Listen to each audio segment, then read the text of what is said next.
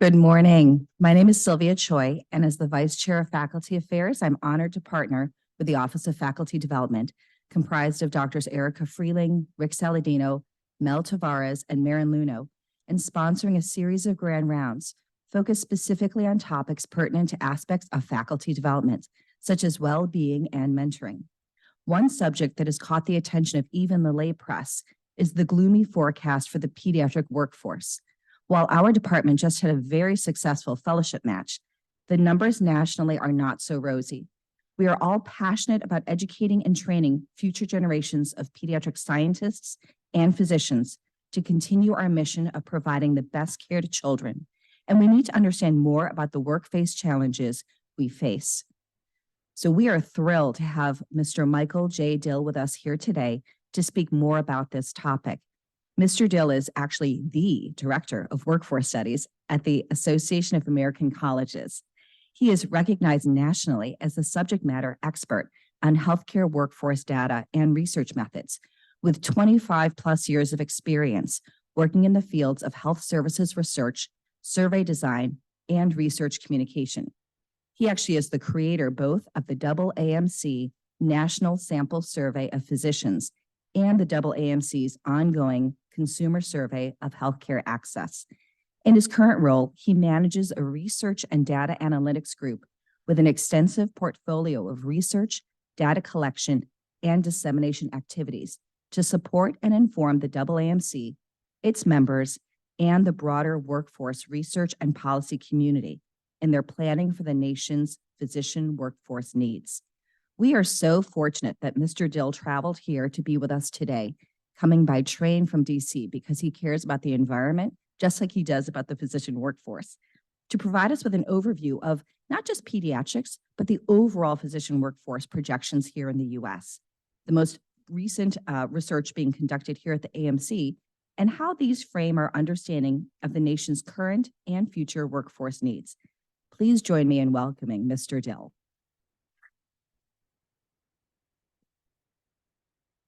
Thank you. Thank you very much. Wow, that was an introduction. I better sound like I know what I'm talking about. Good morning, everyone who's here bright and early in person as well as online. Thank you for the opportunity to talk about the physician workforce in the U.S. The team I lead at AAMC thinks about, collects data on, and does research on anything and everything related to the physician workforce. And so over the next 45 minutes or so, I'm just going to talk to you about a small slice of that, the things we're focusing on and thinking about right now. There's no way I can cover everything that I would like to, but I'm hoping this will give you a flavor of what we think are some of the most pressing issues when we're thinking about the U.S. physician workforce now and in the future. Before I get into that, I need to give credit to my team. The workforce studies team at AAMC is a fantastic group of people, and I'm honored and privileged to be able to work with them every day. And so I'd like to introduce them to you. Clockwise, starting from the upper left, they are Sao-Chu Hu, Sarah Conrad, Daisha Davis, Lisa Harrison, Anuja Shirode, Masami Tabata Kelly, Roz Kelly, no relation that we know of, Kendall Orgera, and in the middle, Zakia Nouri. I hope that you all get a chance to work with these folks at some point in the future. They're brilliant and wonderful. Now, like I said, I'm going to talk about a slice of the things that we do. I'm going to cover a wide range of topics. I mean, I know they tell you that for a good, pop of a talk, you should stick to one or two stories and cover it and nothing else, but I'm not going to do that. I'm going to cover a whole bunch of stuff over the next little while. I'm going to talk about our projections of future supply and demand, some key data and trends that inform those in our thinking. I'm going to talk about access and geographic distribution, because this is a topic that people can't let go, and because not everybody attends my talks every few years, I have to go back and explain to folks what's really happening, the way we really need to think about it. I always have to talk about how representation matters in the workforce. And then I'm going to talk about some other things we've got coming, just so that if any of those topics are of interest to you, you can get in touch and connect with us about them later on.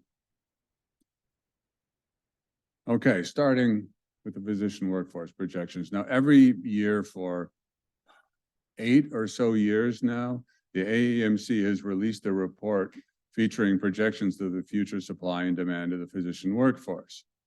And this year is, no exception. We have a new report coming out.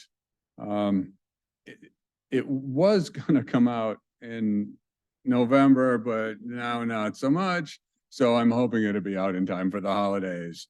But that means you get to see these projections before almost anybody else.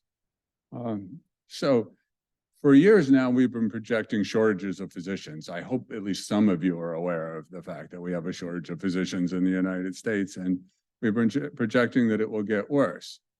This year's report is a little different, and I'd like to walk you through the high-level findings from it. Now, first of all, overall, we're still projecting a shortage of physicians in the US over the next 15 years. Now, these are presented as a range because, well, for the record, if anybody shows you a projection and it's just one number, you should question it because, spoiler alert, the future is uncertain. And so projections into the future should have a range associated with them, as do ours. And what we do is we look at a wide array of possible scenarios about what might happen in the future, and we use those to develop a range. And then we look at the middle 50% of that range as the most plausible future trajectory. And this is what we come up with for the total physician workforce in the US, projecting a shortage by 2036 of between 13,500 and 86,000 FTE physicians. Now, we also look at it by 4 big specialty groups, and that's where things are a bit different. In the past, we've projected shortages across the board for all 4 of these groups. We still do for primary care and for the surgical specialties. But for the medical specialties, the range of scenarios we looked at includes the potential for not so much of a shortage. The medical specialties are essentially the specialties that start out training in internal medicine and then go on to subspecialize.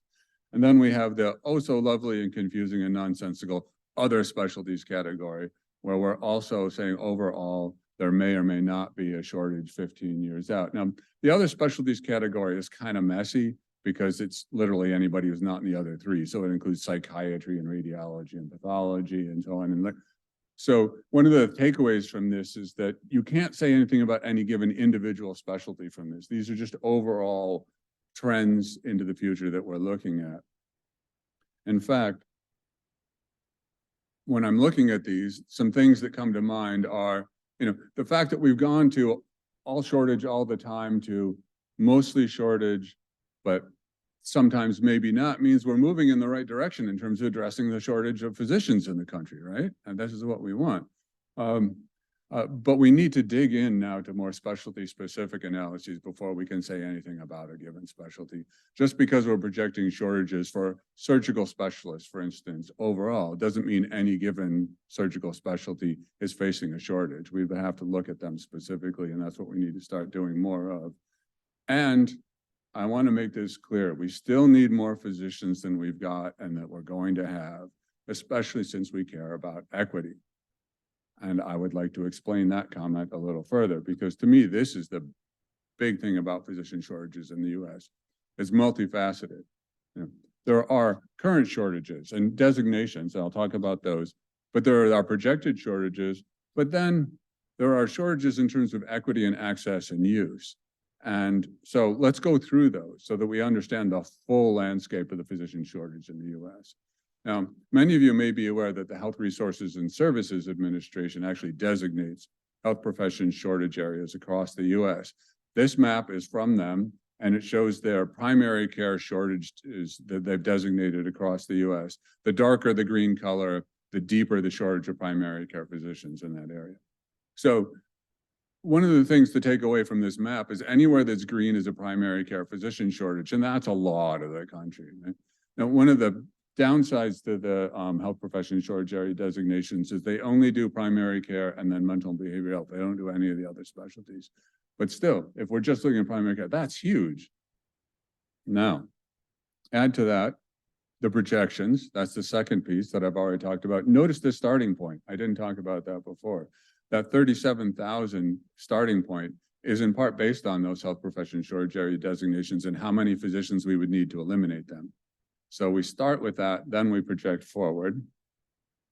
But we also do another thing because our projections are based on current utilization patterns. That means they're based on the patterns of use of care for people who can get care. And we know that's not everybody. So we asked a hypothetical question. What if everybody had access to care and we're using care at a level equivalent to those who have the best access to care? In this case, let's say people who have health insurance and who live in suburban areas. Well, if we suddenly brought down those barriers and everybody had access to care and could use care at that level, how many more physicians would we need? We'd need almost 44,000 more primary care physicians. Now, this isn't a projection into the future. This is right here, right now. Like today, just if magically the barriers came down, that's how many more we would need if they all started using care as if they had good access. Notice that's bigger than the current shortage. For all the specialty care, though, we'd need 73,000 more. So if we had equity and access today, we would need over 110,000 more physicians right now. Then we took this one step further and said, what if everybody used care as if they were insured, live in a suburban area, and were white? How many more physicians would we need? In primary care, almost 60,000. In the specialties, over 140,000. So there are a couple takeaways here, right? One is we need a lot more physicians and we need to take down barriers to access to care. The other is the impact of race on access, particularly to specialty care, is as great as that of the combined effects of where you live and whether or not you have health insurance. Now, we ourselves in our report don't do specialty specific projections, but there are some available from HRSA. And so I took a look at this, and specifically, they've actually published some projections of future supply and demand for pediatricians. I thought you might like to see those. So this is what I pulled from the website. The top line is demand, the bottom is supply. So clearly projecting a shortage. That's one takeaway. The other, and this is for the data nerds in the room, please look at the y-axis. Look, it's like, okay, this is a shortage, yes, but look at the range. Like if we set the y-axis to 0, this is what it looks like. This is in context, right? So yes, we are projecting a shortage of pediatricians, but it's not this huge gaping gap. It is, about a 5% shortage, which is still for every child who needs a pediatrician, a big deal. But, this is a little sidebar on how to look at data when you see them online. Look at the axis. Now, I don't know if any of you have seen this report that just came out from the National Academies on the future pediatric subspecialty physician workforce. I was actually involved in this work early on, and I was really pleased to see this report come out. And I know this is going to come as a shock to you, but we need more pediatric subspecialists, and we're having increasing difficulty getting folks to go into the field. And one of the main reasons for that is that they're not getting paid enough.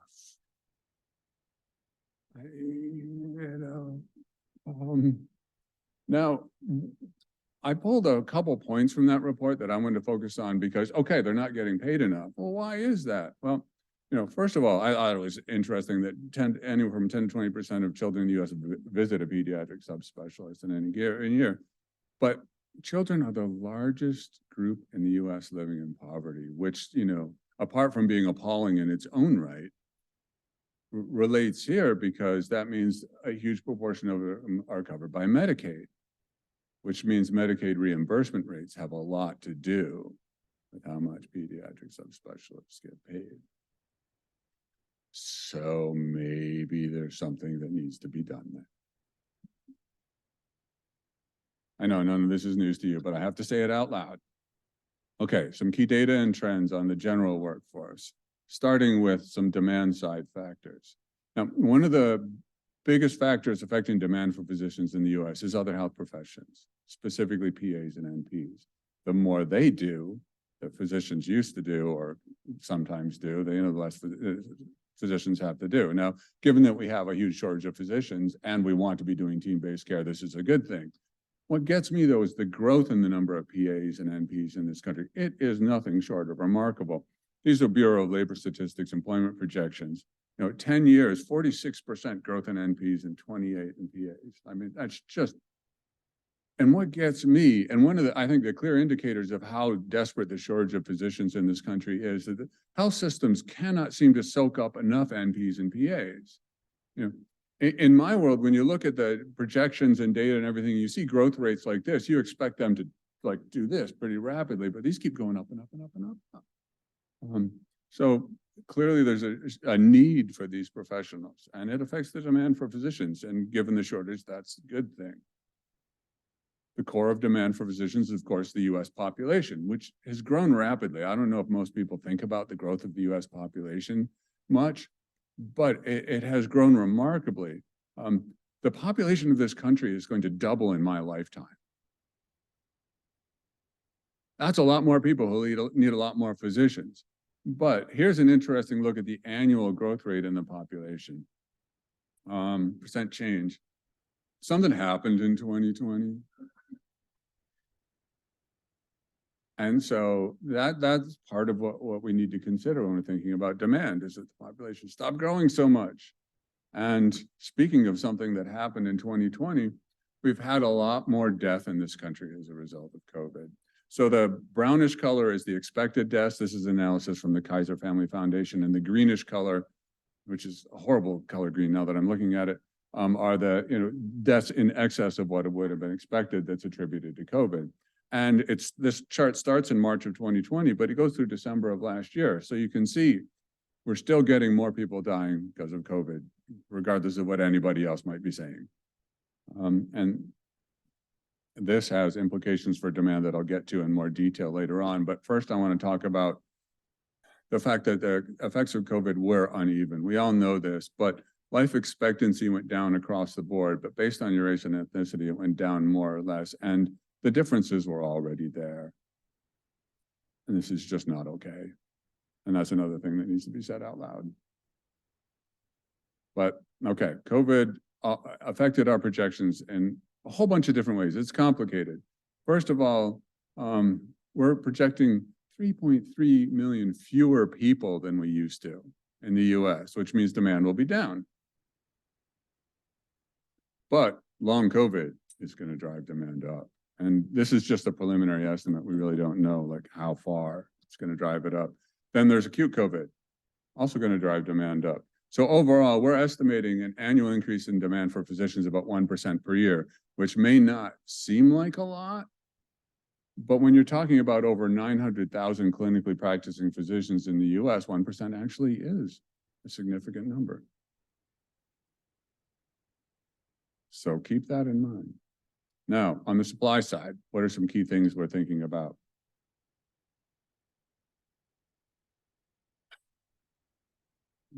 The physician workforce in the US is aging just like the rest of the population. I mean, think about it. From 2004 to 2022, we went from 1 in 7 physicians being 65 years of age and older to almost 1 out of 4. And that's not distributed evenly. This is a preview of the geographic stuff I'm going to get into later. The percent of physicians over age 65 varies a great deal by state.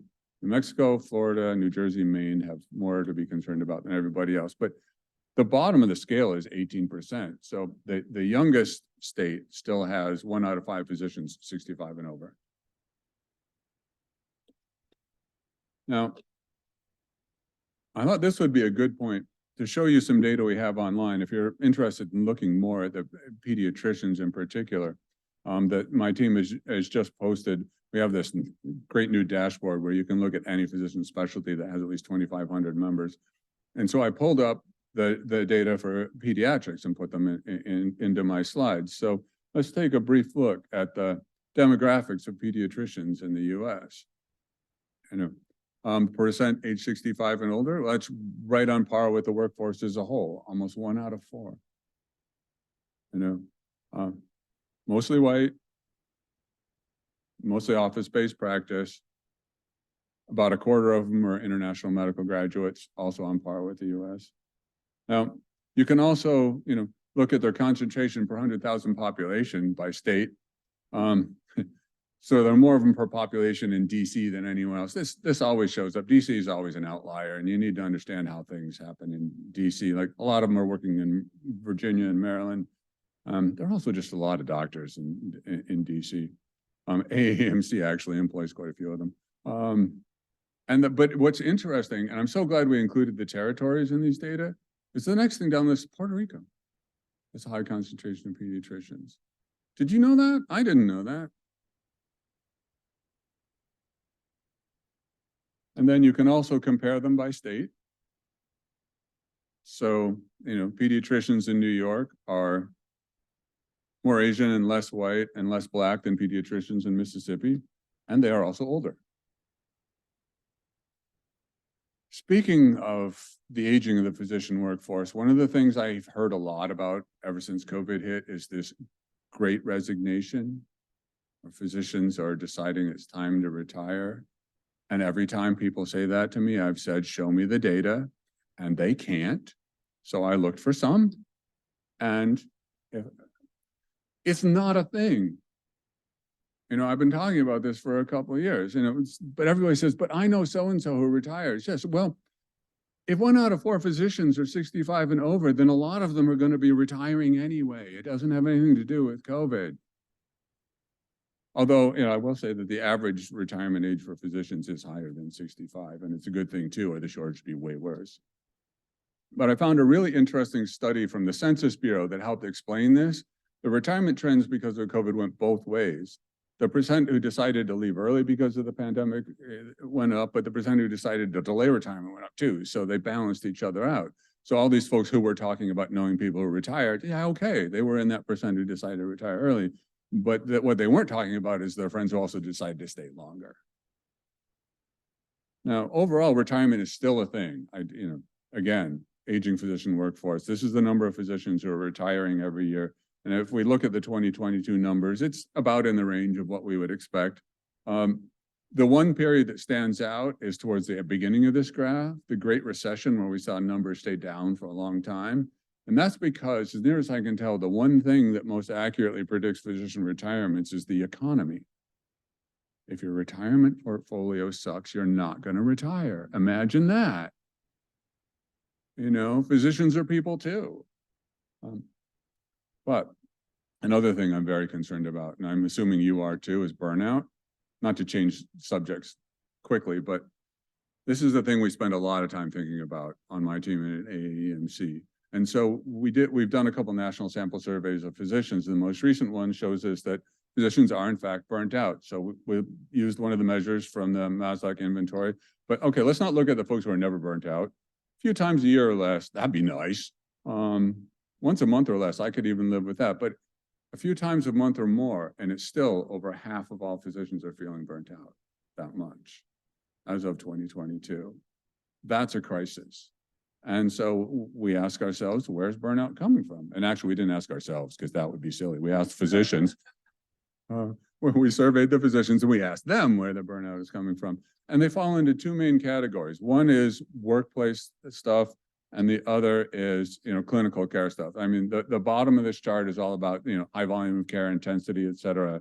This is doing the job. And this, a lot of this has to do with the shortage. There aren't enough of you to go around, right? But the top, like trying to balance work and personal life, high volume of administrative tasks. These are things that the institutions can and should do something about to reduce burnout. For the bottom part, we need to recruit more physicians and train more physicians and so on, and deliver care more effectively. But dealing with the stuff at the top would help a lot.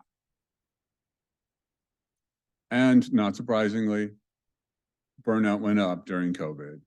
Now, our data are actually longitudinal in nature, so we were actually able to look at this longitudinally and confirm, daily burnout actually rose from 7.7 to 8.9%. That's daily. That's the most extreme burnout, and went up. What we found that I thought was particularly interesting about that, because we weren't surprised burnout went up, is that the highest COVID-19 impacts on burnout were for physicians who experienced some impact of COVID on their practice, furloughs, closures, layoffs, et cetera. So it wasn't so much the direct impact of having to deal with patients with COVID so much as the way the institutions were responding to COVID that was leading to the highest levels of burnout. Again, something that can be dealt with on the institutional level. Perhaps surprisingly, at least to me, because it's not the way it's supposed to work, burnout has been going up as physician work hours have been going down. That shouldn't be the way it works. Of course, down for physicians means it's down to almost 50 hours a week. So, there's some room there. But nonetheless, this has huge implications for the effective supply of FTE physicians in the US. I mean, 10 hours per week multiplied across over 900,000 physicians is a lot of FTEs that we don't have anymore. Which is not to say that physicians shouldn't be working fewer hours. It's just part of why we need more. Just to be clear, I'm not saying go back to 58 hours. No. And where does all that time go, though? This is related to the conversation. So we asked, and well, okay, 82% patient care. I mean, that's not too bad, and a lot of the rest is teaching, research, et cetera. But we looked specifically at patient care, and well, a quarter of that patient care time is on documentation, phone calls, dealing with insurance companies, et cetera. So only about 2/3 of that patient care time is actually in-person direct care. And so here's my one slide for everybody who likes math or online who likes math. So if we put that together, that means only about 54% of physicians' time on average goes to in-person direct patient care. Make of that what you will. All right, access and geographic distribution. This is the thing that comes around about every 3 years. The other big one that comes around every 3 years is specialty choice. So if I ever get to come back and give a talk, I'll probably talk to you about that.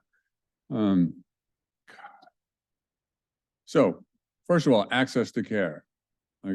One of the things we do, the workforce studies team does at AAMC that most folks don't know about is we don't just survey physicians and collect data on physicians. We actually survey people who need care twice a year to find out what's going on in their world when it comes to getting access to care. And so in 2022, one of the things we can tell you is that 14% of US adults were not always able to get care when they need it, or about 23 million people in 1 year in this country who couldn't get care when they needed it. That is a deep problem. And it does vary by geographic location, the percent of folks who could not always get care when they needed it. But it's not that different when we look at urban, suburban, and rural. And the percent is highest in urban areas. Now, everybody's talking about rural these days, and there are problems in rural areas we need to, but it's actually harder to get care overall in urban areas. And even in suburban areas, it's not great. That's still like 1 out of 8 folks who couldn't always get care when they need it. Now, we also look at delays in getting care, not just could you or couldn't you, but delays. And I see a lot of data in the news talking about how long people had to wait to get in to see a doctor. But they don't talk about the other part of that. It's like, how long did you need to wait? Because if I'm scheduling a 6-month checkup, sure, it took me 6 months, but it was supposed to. That's not a problem. So in our data collection, we asked for both pieces of that. How long did you have to wait to be seen? But how soon did you think you need to be seen? And we compare the gap between those. And here's a bold green color. But what we find is that there are differences in access by type of care, generalist and specialist care. So we look at 2 different things. Folks who were seen the same day when they needed to be seen the same day. The percent is higher for generalist or primary care than specialty care, which means it's harder to get same-day specialty care. Not a surprise, I think. But then for those who had to wait longer, what was the gap? And it's longer for specialty care, again, harder to get. Now, what if we do look at the percent of people needing same-day care who received it by generalists and specialists by type of place you live in? First, for generalist care, it's harder in urban and harder in rural. But the specialty care, it's harder for urban folks. Oh, sorry, I got that backward. urban folks had the easiest time getting same-day specialty care, and that's important for what I'm about to say next. My apologies. Because when we look at the gap between when care was needed and when it was received, we see it's highest for specialty care in urban areas. So like, wait a minute, urban folks had an easier time getting same-day care, but a longer wait to get other specialty care. And it took me a while. I had to think about this, but if we think of specialty care more broadly, that includes emergency medicine. And in urban areas, that's a lot more accessible and same day, almost by definition. So the fact that urban folks can get specialty care same day easier probably has more to do with their access to emergency rooms than anything else. When it comes to other specialty care, it's actually harder. Now, the geographic distribution story is complicated, and this is the point I hope everybody takes home with them when it comes to geographic distribution in the physician workforce. It's not a simple story. So what we did here with this chart, in case you're wondering and trying to read it while I'm talking, is we looked at primary care physicians per 1,000 population in the US at the county level, and then just plotted the number of counties. And so you can see that, there's a pretty close distribution there for the most part. Number of primary care physicians per population at the county level doesn't vary that much, with two exceptions. There's this group of counties here that have no primary care physicians, none. Right? And then there's this other tail that goes way out to the end. And there are a few counties with a lot of primary care physicians per population, but most of that part of this graph is actually blank.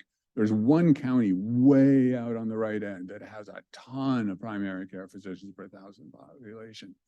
Anybody have any idea what state that might be in? Any guesses? Alaska, interesting guess, and logical too. And it turns out not the answer, but a good guess. Anybody else got a guess? An excellent guess, especially since you were apparently paying attention to an earlier chart, and I appreciate that, but also not correct. You're actually in the state where that county is located right now. Because there is a rural county in Pennsylvania, not far from Harrisburg and Wilkes-Barre, where Geisinger built a facility. And they employed a lot of primary care physicians there. Because, funny thing is, if you want physicians to practice in an area, there need to be jobs there for them. And this is one of the things that people don't talk about. Now, what happens if we map out all those counties I mentioned that don't have a primary care physician? Those are indicated here in red. Now, it's really interesting that they're all concentrated in the middle of the country, and also you can't find a primary care physician in the Aleutian Islands, so keep that in mind next time you go there. But one of the things I can tell you about all these counties in red is there's almost nobody there. These are not places with a lot of people. And the rest of them are next to places that have people in primary care physicians. So, overall, there are primary care physicians pretty much everywhere. Now, don't get me wrong, there are places that need more physicians. So what do we do about that? Because I go on and on about this, and then people say, yeah, but we still have a problem. I say, okay, yeah. So, again, why do physicians actually choose to locate where they do? The top answers we get from physicians when I ask them are the same things they are for everybody. Well, first of all, there have to be jobs for them. You can't just magically get physicians to practice in a place because they need more physicians if there's nowhere there for them to actually work. And we have increasingly made it difficult for physicians in this country to set up solo practices, like hanging out their own shingle, et cetera. So you have to work for somebody else now. So it's compensation, living environment, and lifestyle. Like, you want stuff to do when you're not at work 50 plus hours a week. Career advancement working. I mean, this makes sense, right? I mean, this is true for everybody. The only thing that's sort of not about the job itself and so on is close to parents and other family members, is right near that top of that list. And we actually did some research on this where, we asked why physicians practice where they do. Specifically looking at rural areas, because again, everybody wants to talk about rural areas. And, the predictors that everybody talks about turns out are true, right? If you're from a rural area, more likely to practice in a rural area, right? If you trained in a rural area, you're more likely to practice in a rural area. The former is much more predictive, though, if you're from rather than if you trained. But here's the thing. We doubled the predictive power of this model by just adding two things. The location's median housing value and an assessment of the amenities in that area.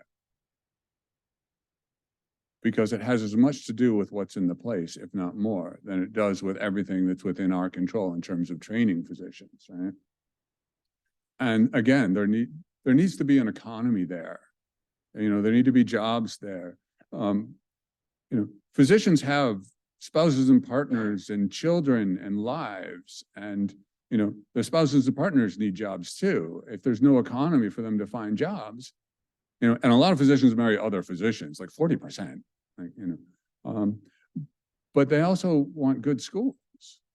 All of this has a lot to do with whether or not physicians will practice in an area, and we're not talking enough about addressing those, which would also help rural areas in myriad other ways. And then the Research and Action Institute at AAMC actually published a policy brief looking at rural care recently. One of the interesting things that they noticed is that rural areas actually have more family medicine docs per population than urban areas. But specialty care, not so much. But with specialty care, you don't expect it to be in rural areas as much. You kind of want it concentrated in urban areas. The key there is getting folks access to that care. You're not going to put an orthopedic surgeon in every county in the country. That would be stupid. So when it comes to rural areas, the high level thing is, and I think you've all probably seen a version of this pie chart somewhere. When it comes to your health, clinical care is about anywhere from 10 to 20%, and then all these other things that are outside of clinical care affect health a lot more. And so if we're concerned about the health of folks in rural areas, sure, we need clinical care for them, but a lot more attention needs to be paid to those other areas. Representation matters.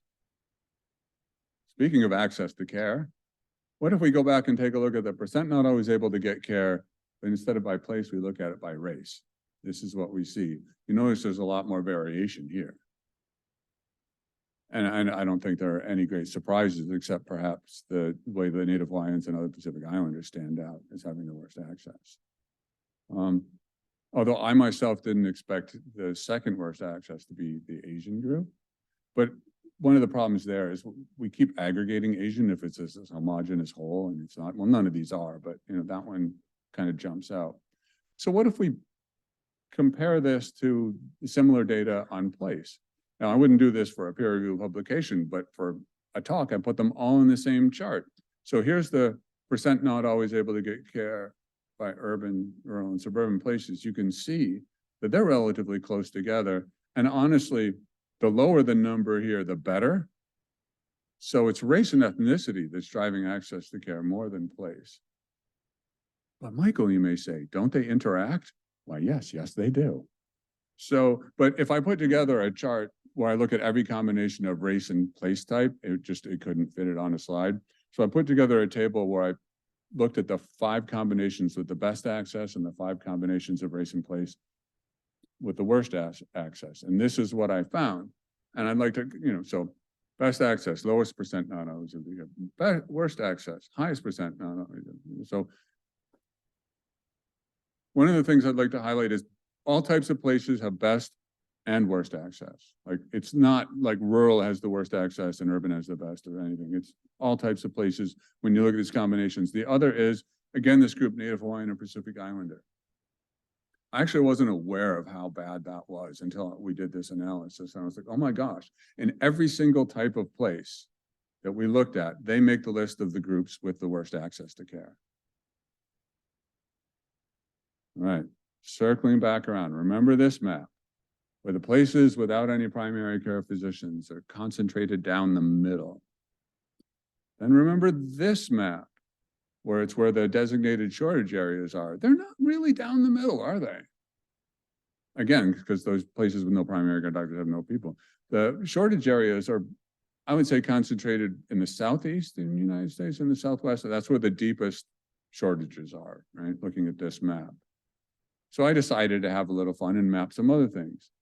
For instance, what if I look at the states with the highest percentage of their population that are Black? Where are they? huh, what if I look at the states with the highest percentage of the population that's Hispanic or Latinx? Where are they? Now, remember where the shortages were concentrated? Now, before I leave the representation matters, I got a couple of other things I want to talk about. One is we did some research working with our friends at HRSA, looking at the representation of Black primary care physicians in the primary care physician workforce. Right? And what we found is that greater representation at the county level was associated with better population health outcomes for Black people living in those counties. Now, keep in mind, we didn't look at whether or not the Black people in those counties were being seen by Black physicians, just that the Black primary care physicians were more of the primary care workforce in that county. And yet, Black people in those counties were living longer. So we need enough physicians. We need a robust primary care physician workforce, and diversity and inclusion within the physician workforce is in the best interest of population health. Just, it is. Now, how are we doing on diversity in the physician workforce overall? Anybody know? You probably do, but I'm going to show you anyway. So again, remarkable growth in the U.S. physician workforce over the past 15 to 20 years. I mean, really remarkable. Again, population has been growing a lot too. So if we break it up by gender and race and ethnicity, no, I don't expect to be able to parse out this chart. There's too much on it. So I'll walk you through it. But, you know, the top two lines, white men, white women, no surprise. Well, and indeed, they're both growing and continue to grow rapidly, the number of white men physicians, white women physicians. Asian men, Asian women. Again, we need to disaggregate this, but even faster growth here. You may not know this, but Hispanic men, Hispanic women physicians, growing substantially. The numbers are small, but when we look at Black or African American men and women, we see a very different pattern. The lines cross. This is one of the reasons people are talking a lot about Black men in medicine. This is the only race and ethnicity group where the number of men physicians is lower than the number of women physicians. Now, there's a lot going on there. That's a separate talk, though. American Indian, Alaska Native, Native Hawaiian, Pacific Islander, there was growth and then it stopped. That's not good. And then the multiple and other race just to round it out, sharp growth. These are actually the two fastest growing groups in the US right now, so that's not surprising. If you're interested in diversity in medical school admissions, AAMC has a ton of resources on this website. I urge you to check it out. AAMC also runs a webinar series called Ideas, looking at how to make academic medicine more inclusive. Check that out. And then some other stuff that we're going to be doing soon on the Workforce Studies team that I have to tell you about just because I'm really excited about it and you're a captive audience, so you're going to have to listen to it. But this gives you a flavor for the other things that the Workforce Studies team is doing. Yes, place matters. So we're going to do more research on the effect of training location on practice location, just because we have to. And we have new data on the percent of time physicians spent in rural and urban and suburban areas during the clinical rotations as medical students, but also as during the residency training. The data we collect on access to care up until now has been an English language only survey. This year, for the first time, we fielded the survey in Spanish. Really excited about that. I've been trying to make that happen for years. So look for those data sometime early next year. We're also doing a lot of research on the languages that physicians use. I saw a sign actually coming in talking about interpretive services that are available. And if you're interested in those interpretive services, you can call such and such number, all of which was written in English. But we're doing a lot there because it's so important to access. We're doing an increasing amount of work looking at the relationship between physician characteristics and outcomes for patients. We're doing research looking at the intersection of race and gender amongst physicians and how that aligns with outcomes for people of the same race and gender combinations in a series of, in this case, it was surgical outcomes. We have an ongoing series of research papers working on looking at physicians with disabilities, a group that people don't talk enough about. It's a small but important population. Race and ethnicity data, for the first time ever this past year, we added a new category, the Middle Eastern and North African. And we're looking at, who those folks are, because there's a huge group of people who didn't find themselves in any of the options we were giving them, and that's not okay. Physician retirement, big deal. So we're obviously looking at that. Physicians spend a lot of time helping patients with social needs. And so we're doing research on that and how that's affecting them. PAs and APRNs, advanced practice registered nurses like NPs, always looking at those and how they impact. And then we just finished a study working with the pathologist, helping to improve both our definition of who we think of as a pathologist, something that maybe someday we could do with pediatricians, and also the long-term trends in who is a pathologist and what that means for the future of their workforce supply. Okay. So I'm supposed to spend some time reviewing what I've talked about. Is to tell them what you tell them, tell them what you told them. But since I'm running short on time, I'm going to speed through that. We've got shortages of physicians, people. We need to do something about it. Inequity is actually growing in this country. COVID has driven up demand. Physician workforce is aging, but it's not retiring in droves, at least not right now. Burnout is bad and getting worse. It's a national crisis. Access to care is complicated, but so is everything. Representation matters. Holistic solutions are good solutions. We need to take things on as a whole. And my team is doing really cool stuff. Just saying. So what do? We need to grow GME. You've probably heard people say this, but it's true. We need to train more physicians. We need to remove barriers to care step by step, because they're related to all aspects of life. It's not just, it's race and place, but, transportation is a big access issue, and language use is a big, and we need to, work through it all. Systemic sources of burnout, we need to take them on now. We need to diversify the workforce in an inclusive way. Diversity without inclusion is not getting us where we need to go. And we need to continue to try to make the House of Medicine a place where everybody feels like they belong. And this is ultimately what we want. So thank you very much for sitting and listening here or at home or in an office or on a bus or wherever you are. I really appreciate your time and attention. And, I'd be happy to take some questions, though I've been told that all questions will have to be about my granddaughter, Athena, because that's apparently all I'm willing to talk about these days. So, but also, if you're interested in the workforce studies team stuff, this QR code will take you to our site where you can find all of our reports, papers, etc.